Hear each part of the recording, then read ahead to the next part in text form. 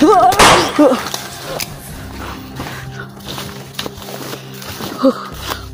na ako.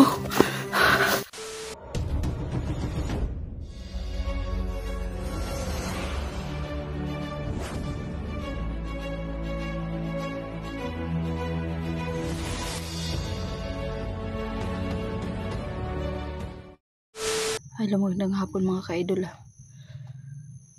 Nandito ako sa area ngayon mga ka-idol. Nasundan ko po yung isa sa mga tauhan ni Abdul kahapon mga ka-idol. Pero nakita niya ako at nanlaban sa akin. Hindi ko pa rin natuntun yung kampo nila. Ngayon magbaka sakali ulit ako na may mahuli ako na isa sa mga bantay dito na sana makapagturo sa akin mga ka-idol na kung saan po yung eksaktong kampo gid nga na nandun sila Abdul. Kasi may mga kampo ako na natuntun pero yun na nga mga ka-idol, wala sila Abdul doon at wala mga tao doon sa area. So ngayon mga ka-idol, nagbaka sakali ulit ako na may mahuli ako ngayon na bandido na makapagturo sa akin kung saan nila dinala yung anak ni Luz mga ka-idol. Kasi alam ko nandoon yung iba pong mga kasamahan. So nga palang mga ka-idol, sinashoutout ko po ang Team Rapshi Warriors sa lahat ng mga kasamahan ko. Sinashoutout ko sila Miss Jenny Payet Vlogs, Kelvin Adventure, Dante Explorer, Kuya Dax Adventure, Rafael Adventure, at syempre po sila Bata Mandirigma, sila Kuya J Lord 06, si Ate Inday Adventure, at saka si Luz Adventure, at si Kuya Jigo, at si Simo. Sa lahat po ng Team Warriors po mga tol, mag-ingat tayong lahat at safety first sa ating pag-explore po mga ka-idol.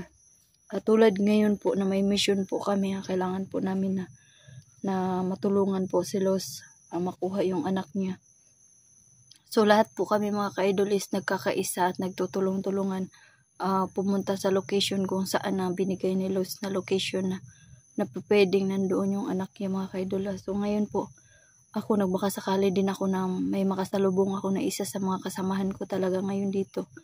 Kasi marami po nagsabi sa akin mga ka-idol dito rin sila sa area na to. Bakit hindi kami nagkita-kita? Yun na nga po mga ka-idol, kung makita nyo lang po kung sana may drone po kami nagagamit. Makikita nyo sana kung gaano kalawak to. At kung makita nyo sana kung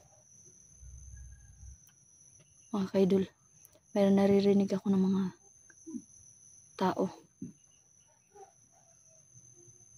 So sana sino kaya ito? Kung sana isa sa mga kasamahan ko nandito. Tara mga ka-idol, samahan nyo po ako.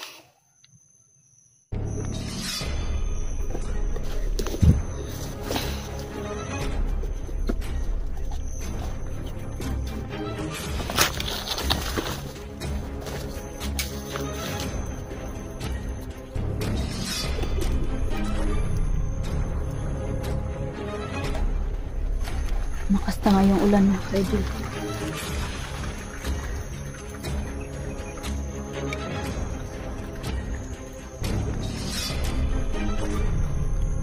Parang may mga naririnig akong boses dito banda.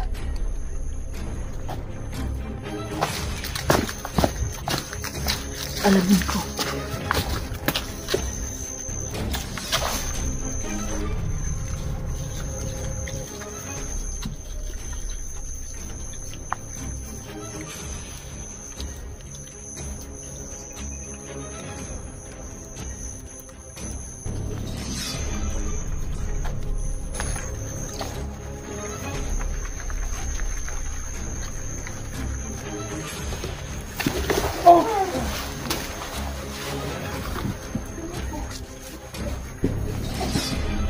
Dito na ako sa kalagitnaan na talaga ng area mga ka-idol. Ramdam ko talaga na malapit na ako sa kampo niya doon. Kung saan doon yung anak ng Luz. Sana mga ka-idol, safety yung bata at walang masamang nangyari. Dahil tulad nga na sinabi ko kahapon, ay hindi po ni Luz na iligtas yung anak niya kasi yung anting-anting niya is nasa amin ng dentist. So ngayon mga ka-idol, talagang humingi siya ng tulong sa amin. Siyempre po dahil nasa amin yung anting-anting niya, kami talaga ang mas malaki malaki ang may tulong sa kanya ngayon. Kaya gagawa po talaga kami ng paraan para makatulong po sa akin. Syempre po, shout out ko rin po si Ma'am Shi. Salamat po ma'am sa support, sa palagi po sa team mo. Sana hindi po kayo magsawa na suportahan po ang team ng Rapshi Warriors po. Ano man po ang pagsubok na dinadaanan natin, tuloy pa rin po tayo. Maraming salamat po sa mga parating po tayo sa team. So tara mga kaidol.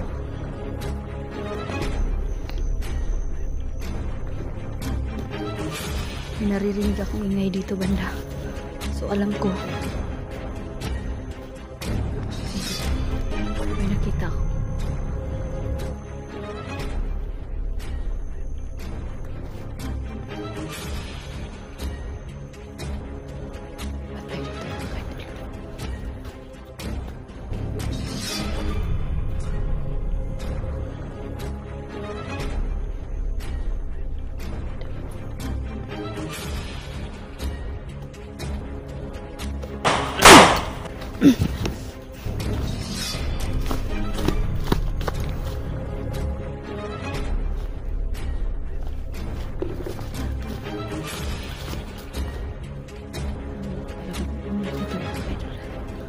Sobrang daming bantay po.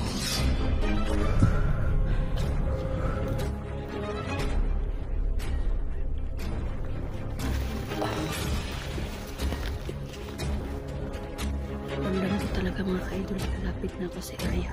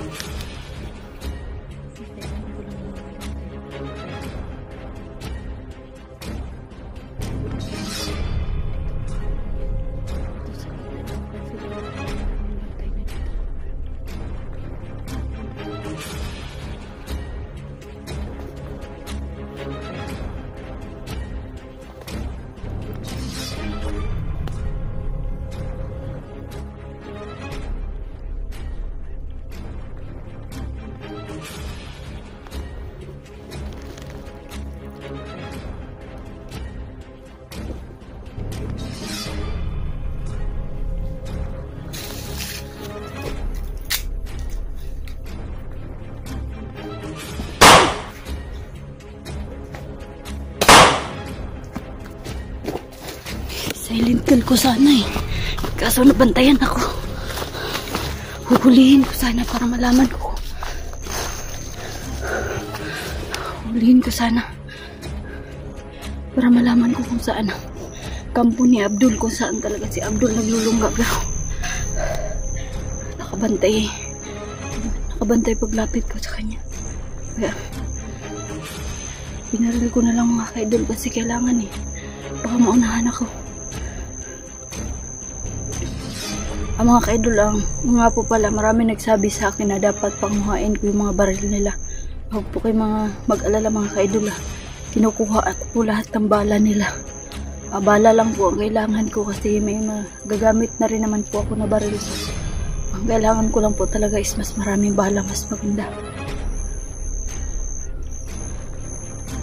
Tsaka dito sa masamang panahon ngayon mga ka-idol, kanina napansin nyo na grabing lakas ng ulan. Pero ngayon po, umuulan pero umiinit.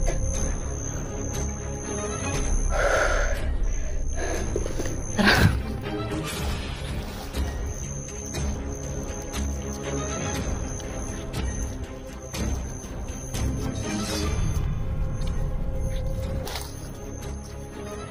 Pansin ko mga ka-idol na parang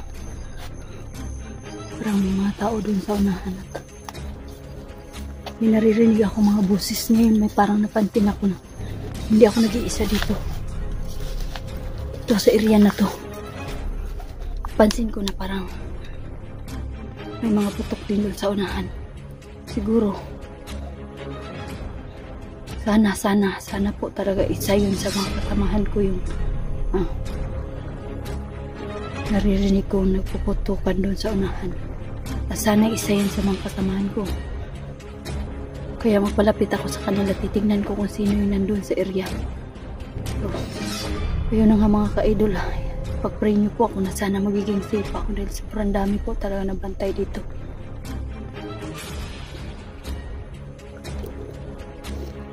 Ito ko nakita.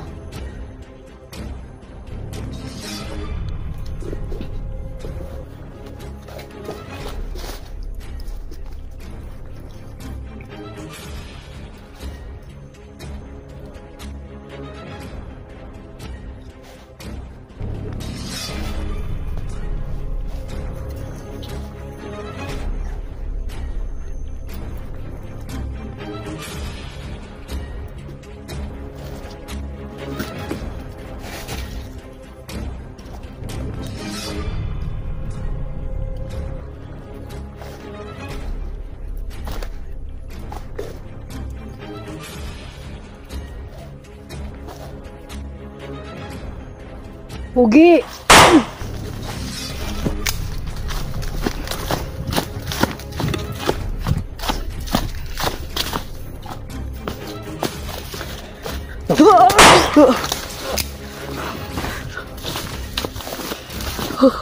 Muntik na ako. Muntik na talaga ako. Nagulat ako. Meron pa palang isa doon sa gilid na nagtatago. Binamastan lang ako. Kailangan ko lang talaga mag-guide. Muntik na talaga ako. Kailangan talaga mga ka-idol alerto. Nagpasalamat ako dahil may gamit ako na anting-anting ngayon na talagang sobrang talas na pakiramdam ko. Dahil kung hindi ko nagamit, kung hindi ko hawak yung anting-anting ko mga ka-idol,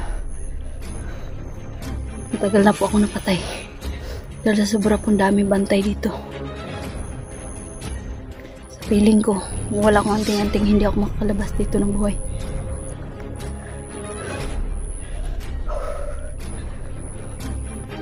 Kailangan lang talaga makatawid ako dito. Yun lang po. Kailangan ko po talaga makatawid dito sa area na to dahil doon sa labas dito makatawid pa ako ng isa pa na karsada. Okay, idol, meron pang bantay doon sa unahan, no? Isum ko.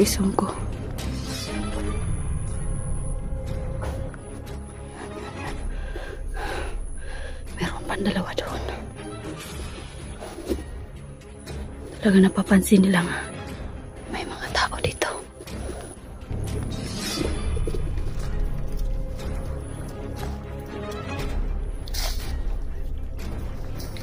Isa-isayin ko lang to sila.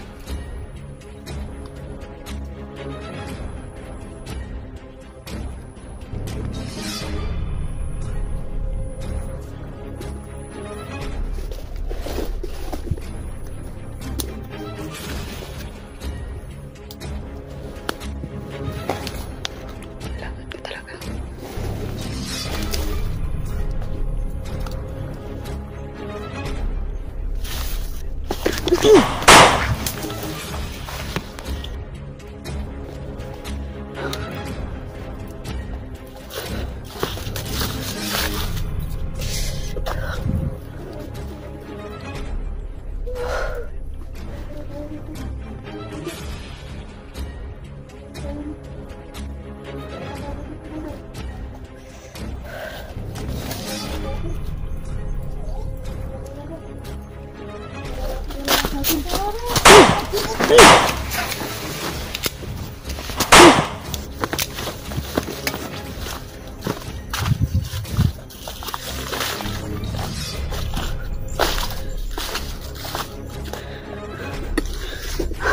idol.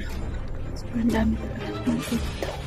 Talaga mahirapan ako makalabas dito dahil bawat daanan talagang pinapalibutan ng mga bantay.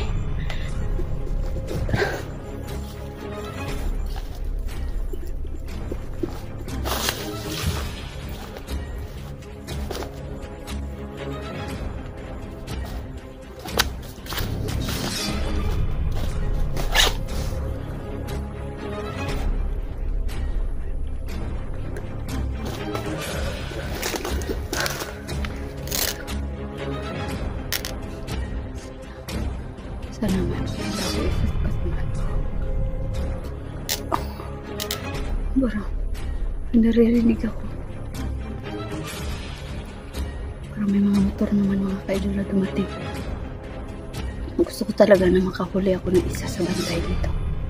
Para gagawin kong espiya.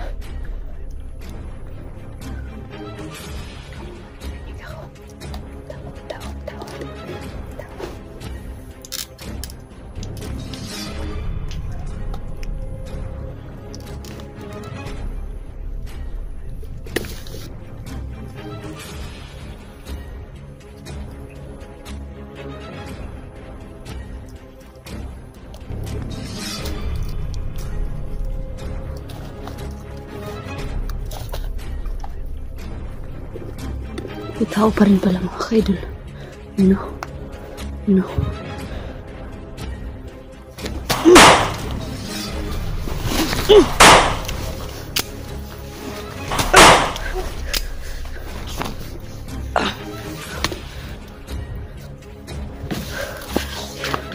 Iba talaga mga bantay dito talagang wala silang pakialam. Mamatay sila basta masunod lang nila si Abdul. Siguro kalungkot mga ka-idol kasi isa sa mga pinagbabaral ko ngayon is mga dati ko mga tauhan. Alam ko hindi man lahat ang sinasabi ko ng mga bandido na pero alam ko po isa sa mga bantay dito or sa mga bantay dito is mga datihan ko mga kasamahan. Yun na nga po mga ka-idol, nakakalungkot kasi gusto ko na katulad ko na mapabago din sila pero talagang hindi sila magpapahuli ng buhay. Talagang lumalaban sila hanggang sa huli. Pinaglalaban nila yung kasamahan nila pero yun na nga po mga ka-idol, pinaglalaban nila, hindi nila alam na marami pang mga magagandang oportunidad na pwede nilang gawin, hindi lang dito sa bundok.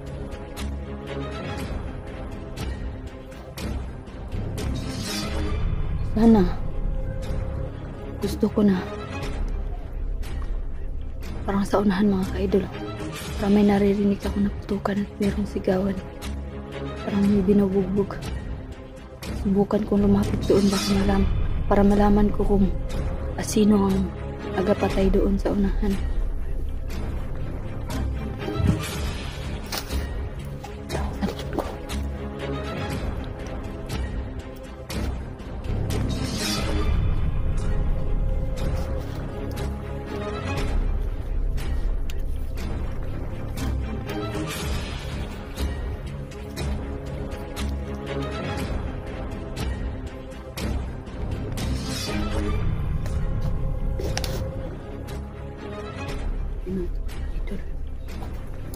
Naririnig akong ingay.